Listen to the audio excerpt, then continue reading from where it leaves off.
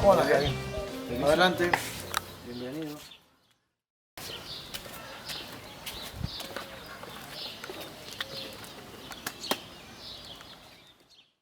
Bueno, primero quiero agradecerles la visita y darles la bienvenida acá a mi taller. Yo comencé ya a interesarme cuando cursaba la escuela secundaria. Ahí yo me di cuenta que era lo que quería hacer y empecé a formarme a la par de que iba cumpliendo ese ciclo escolar.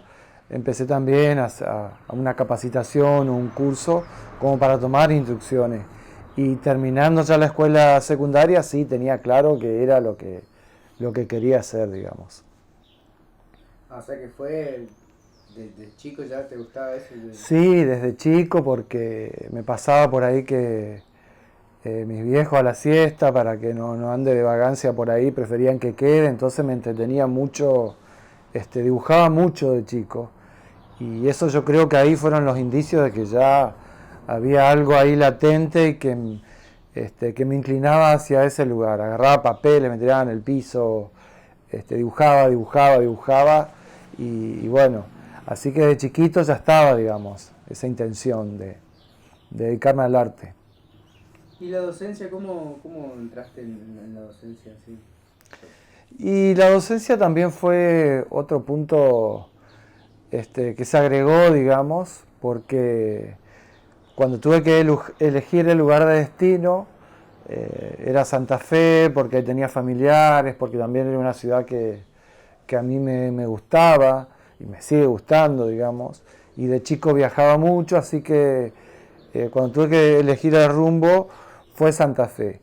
Y ahí en Santa Fe Capital tenía como dos opciones, digamos, a la hora de estudiar, y preferí un liceo municipal, que hacía poco que se había formado.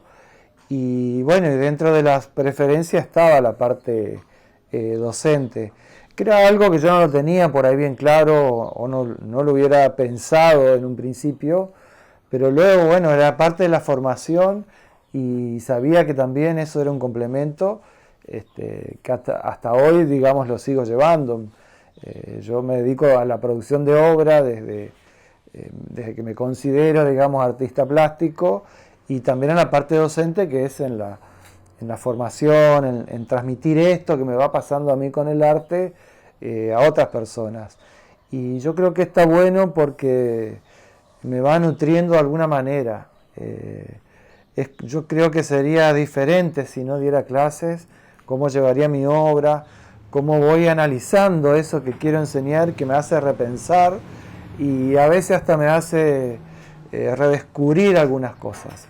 Así que hay como una retroalimentación, digamos, en esto de enseñar y de buscar ideas, de despertar en el otro el interés, hasta a veces en aprender a ver tanto los aciertos como los errores. Son todos elementos, instrumentos que la docencia me va aportando y que de alguna manera yo también lo voy encontrando en mi obra. Yo voy pasando por diferentes instancias en mi trayectoria artística. Al principio era súper figurativo y me exigía, digamos, el control, la perfección, la depuración, eso. Y luego, después, mi obra fue tornando hacia otro lugar. Pero es parte del crecimiento también y de la evolución de uno mismo en las preferencias y después en todo lo que uno va asimilando cuando se va adentrando en el mundo del arte y pudiendo tener contacto con otros artistas, participando de otros eventos, de convocatorias, que de alguna forma uno va probando la obra también hacia dónde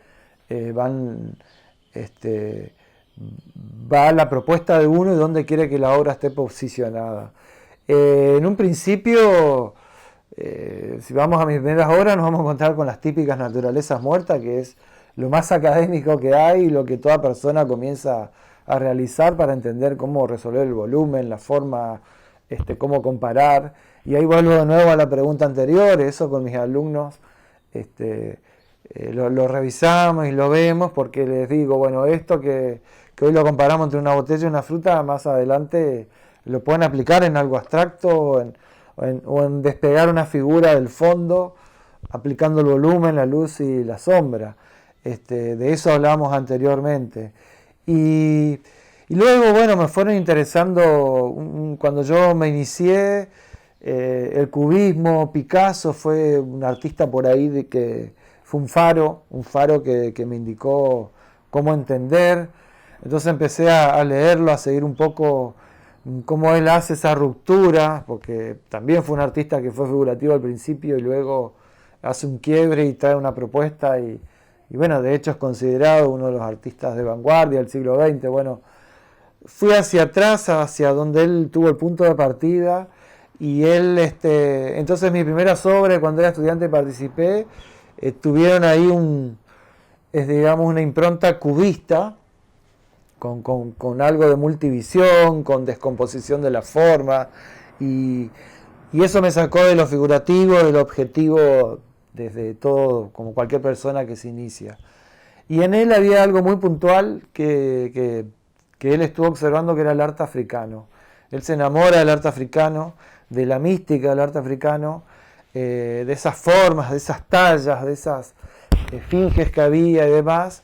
Entonces, eso él lo traslada a su obra y yo volví a ese punto de partida y llevé mi obra a otro punto. Y ahí me compré libros, miré un poco el arte americano, el arte africano, y hice ahí como un mix, un cóctel. Y eso me marcó muchísimo, pero muchísimo, porque me engancha en una etapa donde yo había terminado y tenía que definir mi obra y tenía que empezar a trabajar mi propia propuesta. Con una consigna de si iba a estar en el arte, mi aporte tenía que hacer una nueva mirada, algo que me diferencie y traer una propuesta nueva. Yo tenía digamos, eso en la cabeza, que era hacia dónde y qué quería hacer en ese momento. Entonces empecé con obras que se llamaron resoluciones plásticas y tenía que ver con eso, con lo que el arte africano me había influenciado, siguiendo hacia atrás el punto de partida de Picasso. Y el arte africano me aportó muchísimo en textura, entonces fueron obras muy extrañas, donde yo me di cuenta que había terminado de estudiar y no quería pintar, que quería algo más con las manos, algo más táctil, el encuentro con materiales, digamos, que tenían que dialogar y que por ahí eran muy difíciles.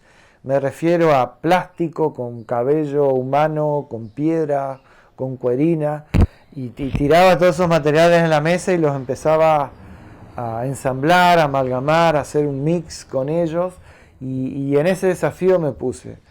Me acuerdo que la primera obra, que debe estar acá en mi depósito, me puse a cortar, que era solo la actividad de cortar cartoncitos, de flecarlos, un poco porque me había quedado esa imagen de los taparrabos o algo que tenga que ver con esta cultura que me era muy lejana, que no es propia, pero sin embargo me había impactado, me había interesado eso.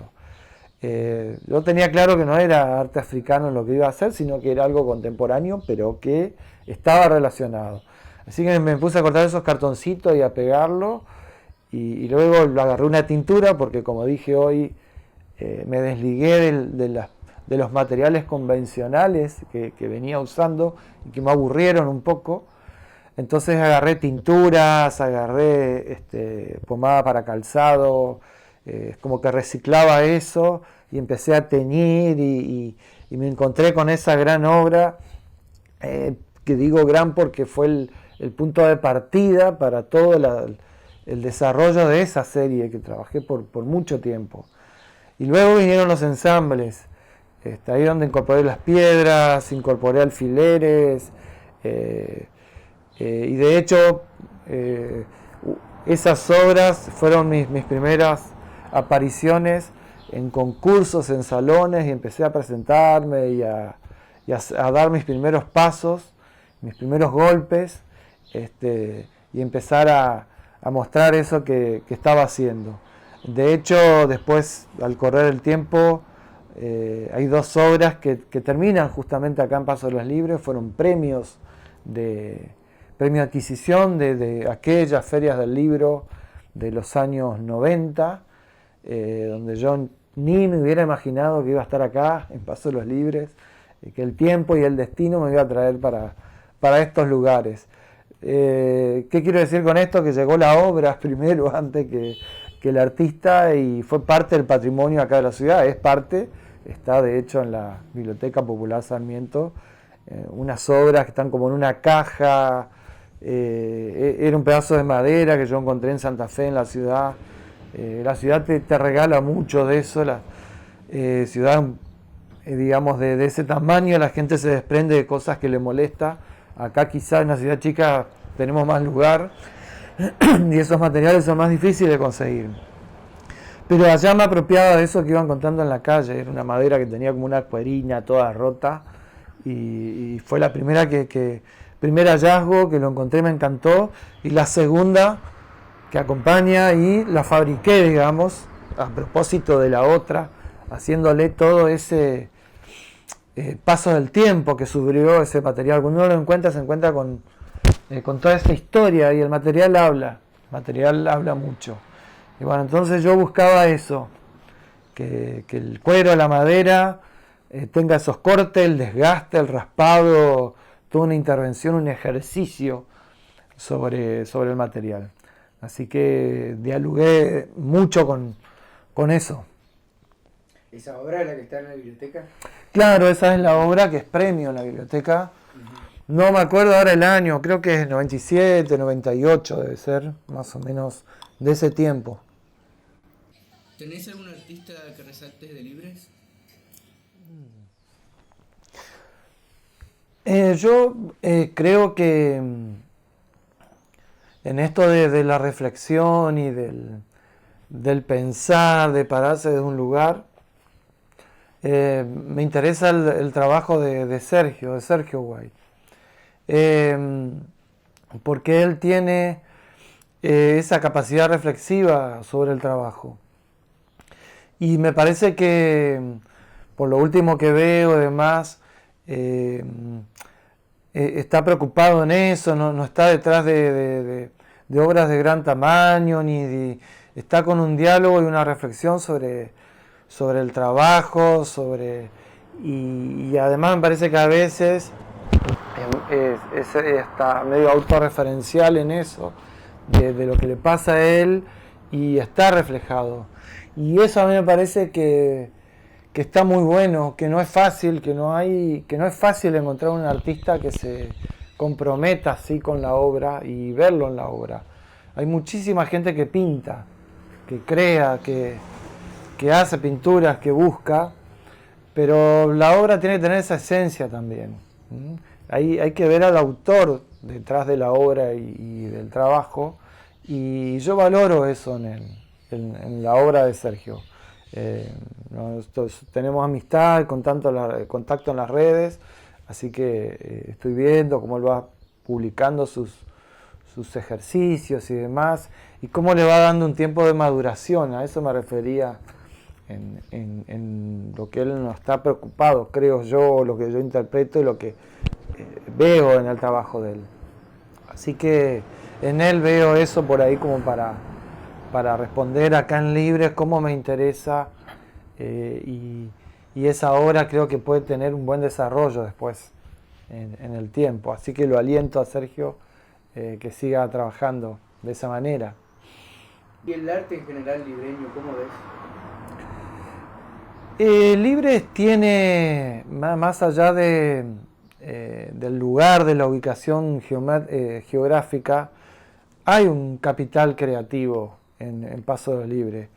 De hecho, porque uno de los primeros principios es esto, digamos, que el lugar tenga artistas que puedan, cada lugar tiene, vamos a decir de alguna manera, cada lugar tiene sus músicos, sus escritores y sus pintores.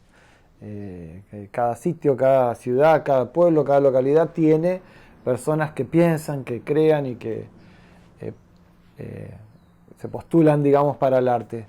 Pero Libre tiene algunas propuestas de personas que hacen que su producción, su obra, trascienda la ciudad, y participe en esto de convocatorias o muestras o vaya a otro lugar. Y eso me parece que le da relevancia. Entonces, tenemos en Paso de los Libres etapas que hay actividades donde se puede ver la plástica, que tener la oportunidad de visitar una muestra con alumnos o compartir con el colega lo que está produciendo, y otras etapas donde estamos un poco en una meseta o desinflados con eso.